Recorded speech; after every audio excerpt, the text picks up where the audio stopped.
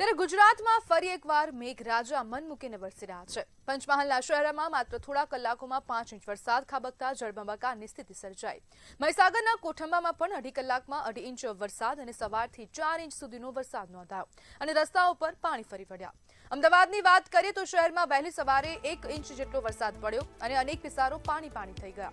નિકોલ, ઓઢવ, સરસપુર સહિતના નીચાણવાળા વિસ્તારોમાં પાણી ભરાતા વાહન ચાલકો અને સ્થાનિકોને હાલાકીનો સામનો કરવો પડ્યો। પરંતુ અહીં સૌથી મોટો સવાલ એ છે કે આ વરસાદ ખરેખર અસાધારણ છે કે પછી આપણું તંત્ર સામાન્ય વરસાદ માટે પણ તૈયાર નથી। દર વર્ષે ચોમાસામાં એ જ દ્રશ્યો, રસ્તા પર પાણી, ટ્રાફિક જામ, ભૂવા અને ભરાયેલા અંડરબ્રિજ। એટલે સવાલ વરસાદનું ઓછું અને વોટર લોગિંગ સામેની તૈયારીઓનો વધુ બની ગયો છે। હવામાન વિભાગે આગામી દિવસોમાં પણ વરસાદની આગાહી કરી છે। ત્યારે જો સામાન્ય વરસાદમાં જ આ હાલત હોય તો ભારે વરસાદ આવશે ત્યારે શહેરો અને ગામડાઓની સ્થિતિ શું હશે તે દરેક કોઈ વિચારી શકે છે। કારણ કે સામાન્ય વરસાદ જે અત્યારે હાલ રાજ્યમાં પડી રહ્યો છે, ઠેર ઠેર જગ્યાએ વરસાદી પાણીના દ્રશ્યો તમે જોઈ શકો છો। અનેક દ્રશ્યો સામે આવી રહ્યા છે। ક્યાંક ગામો સંપર્ક વિહોણા થઈ રહ્યા છે। છોટાઉદેપુર સહિત મહેસાણા, લુણાવાડાની આસપાસ મહીસાગરના તમે ગામડા જોશો તો ક્યાંક ને ક્યાંક તેવું લાગશે કે ગામ જે છે તે સંપૂર્ણ રીતે સંપર્ક વિહોણા થઈ ગયા છે। આપણી સાથે ચર્ચા કરવા માટે લુણાવાડાથી સ્થાનિક જોડાયા છે કેયુર ચૌહાણ।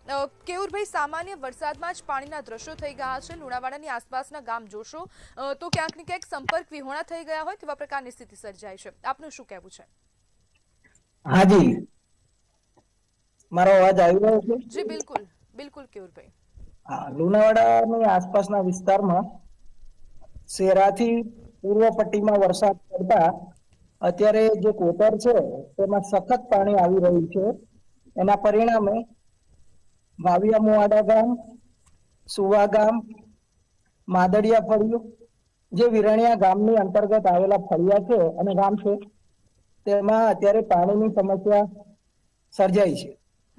અત્યારે રોડ રસ્તો પાણી જ પાણી જોવા મળે છે અને હેલો જી જી કેયુરભાઈ, આપનો અવાજ આવે છે। હેલો, મારો બેટરી લો છે, 1% છે। અત્યારે રોડ રસ્તા પાણી પાણી છે। લાગે છે સંપર્ક કપાઈ ગયો છે।